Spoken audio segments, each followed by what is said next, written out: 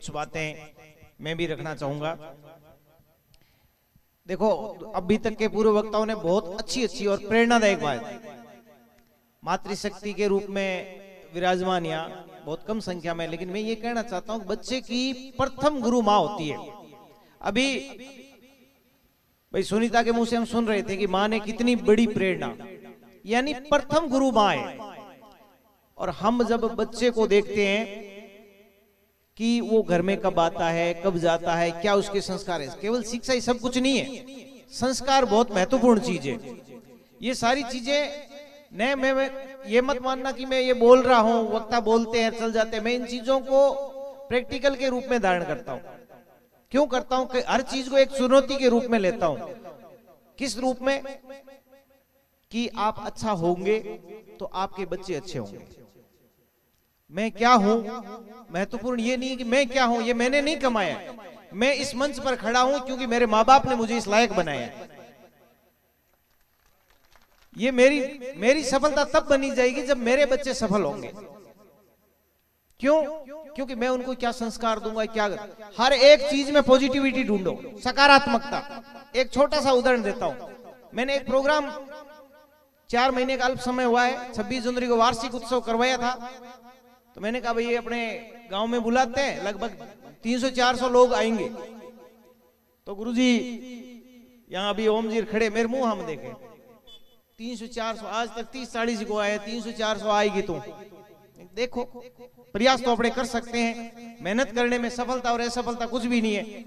वाकई आपने देखा उसके अंदर क्या पॉजिटिविटी है वो मैं आपको बताता हूं। कि मेरे को यहाँ आए और मेरे से अपेक्षा बढ़ गई कि टीचर नहीं है, आप क्या करोगे, 12वीं का एग्जाम सर पर है, पढ़ाओगे कैसे, अब टीचर तो है नहीं।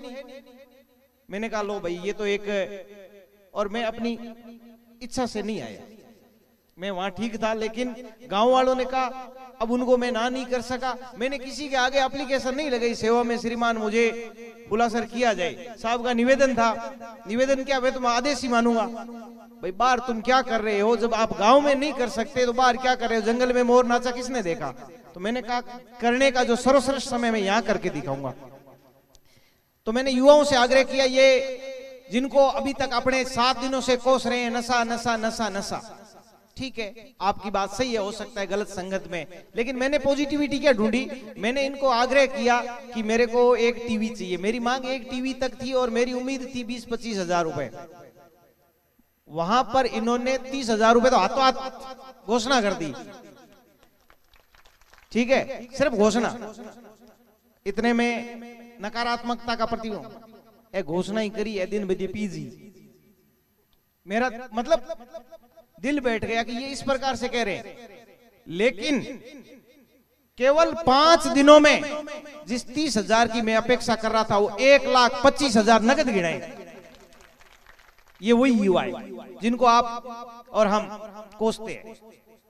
ठीक है, इनकी कुछ गलतियां हो सकती है, गलती किसमें नहीं, पूर्ण तो होता है वो परमात्मा है। हम सब कहीं न कहीं गलतियों का पुतला है, हम इनको कोसते, लेकिन इनको दिशा देने वाले हम ही तो है।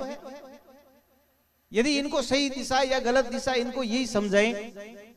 ये युवा मंडल आप जिसमें अधिकांश लोग जिनको किसी न किसी तरीके से कोसते, ये नरेगा वाले, ये वो वाले, ये वो वाले, नहीं, इनकी भी हो सकता है कुछ मजबूरियां रहेगी। हम जीवन का एक पक्ष देखते हैं, दूसरा पक्ष नहीं देखते।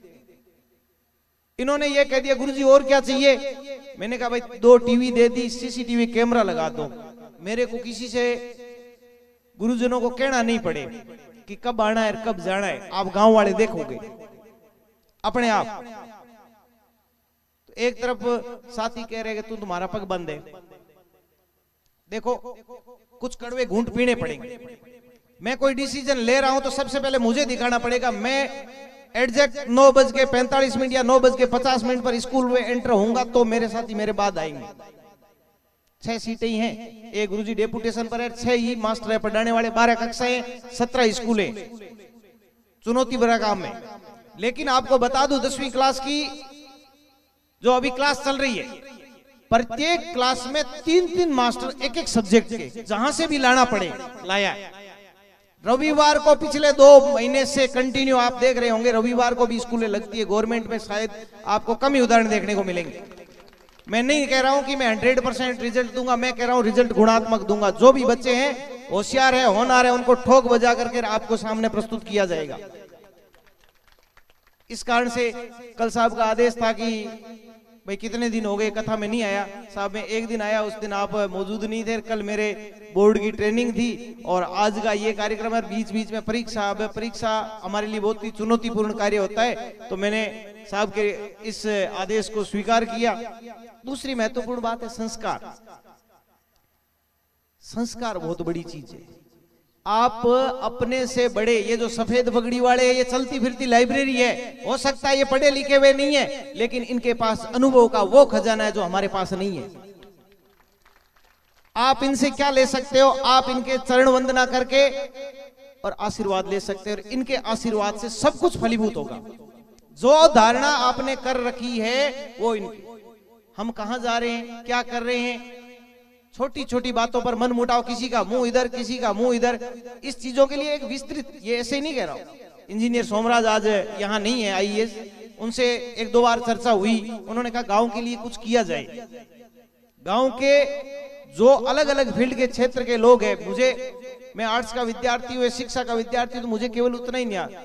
इंजीनियरिंग का जो ज्ञान भाई मनफूल को है, भाई कैलाश को है, वो हमें नहीं है। तो इन सबको बुला करके और इस प्रकार का सम्मेलन आयोजित करने का मेरा लक्ष्य था, जिसमें कक्षा 9 से 12 के बच्चे हो और इनको बुला करके उनको दिशा और दशा दे सके।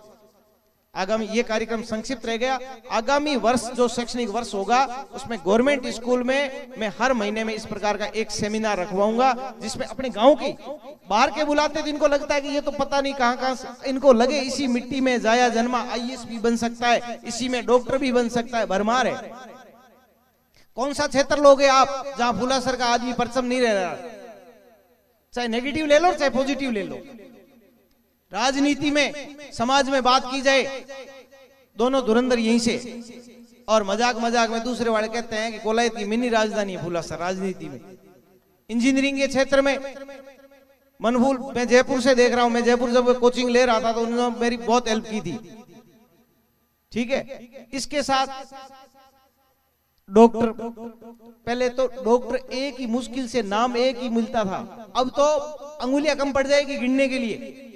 ये आप ही की धरती है।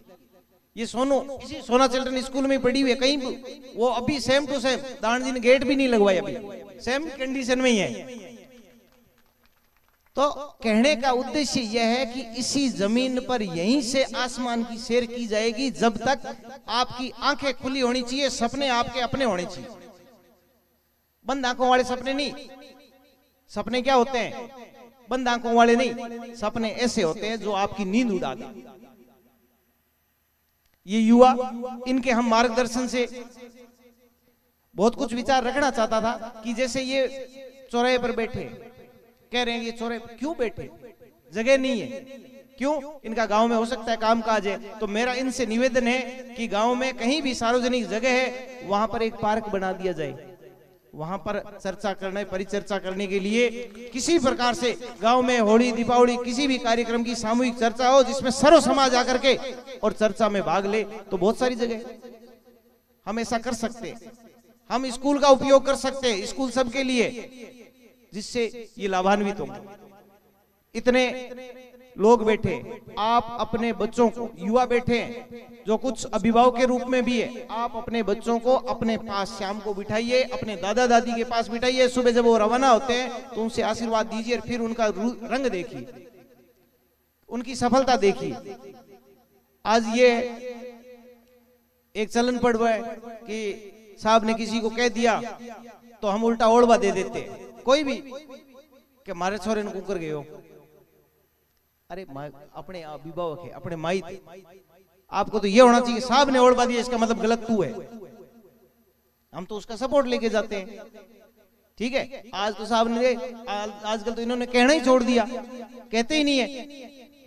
मजाल तो ये होनी चाहिए कि जहां से ये अपने बुजुर्ग निकले आपको खड़े हो जाना चाहिए। हमारी भाषा में तमीज नहीं है, किसी को छोटा नाम से बुलाते हैं, संक्षिप्त बुलाते हैं। ये कौन से, ये अपने आदरणीय है, ये समाज की धरोहर है। जहां ये वाले दिन जब अपने में आएंगे ना, तो अपनी ये इतनी भी नहीं रहेगी। आप आओ, इनके आदेशों की पालना करो। ये अपने लिए क्या कर रहे हैं? इन्होंने सब कुछ कर लिया। जितने भी बुजुर्ग जन बैठे, इन्होंने अपने लिए क्या किया है? ये अपने लिए कर रहे हैं, अपने को आगे बढ़ाने के लिए कर रहे हैं। तो इस पावन मौके पर मैं ये चाहता हूं कि हम सब कुछ यहां से ग्रहण करके जा रहे हैं कि ये ज्ञान ग्रहण करो, ये कह रहा हूं। मैं चाहता हूं कि आज हम कोई भी अपनी एक बुराई यहां छोड़ के जाए, यानी आज उस बुराई का अंतिम दिन है। क्या सहमत है? कुछ भी मैं नहीं मांगूंगा कि क्या देना है क्या नहीं देना है। आप अपने मन से अपने ईश्वर के सामने दोनों हाथ उठा के कहे, मैं ये बुराई आज से त्याग रहा हूं। जिस जिसके अंदर जो भावना है, सबको लगे बहुत अच्छा इंसान बनने के लिए बहुत कुछ त्याग करना पड़ता है, बिना त्याग के कोई सफलता नहीं मिलती है। इसी के साथ मैं अपनी वाणी को विराम देते हुए आदरणीय साहब से उद्बोधन स्वरूप, धन्यवाद स्वरूप 2 शब्द की अनुमति चाहता हूं कि आप आइए और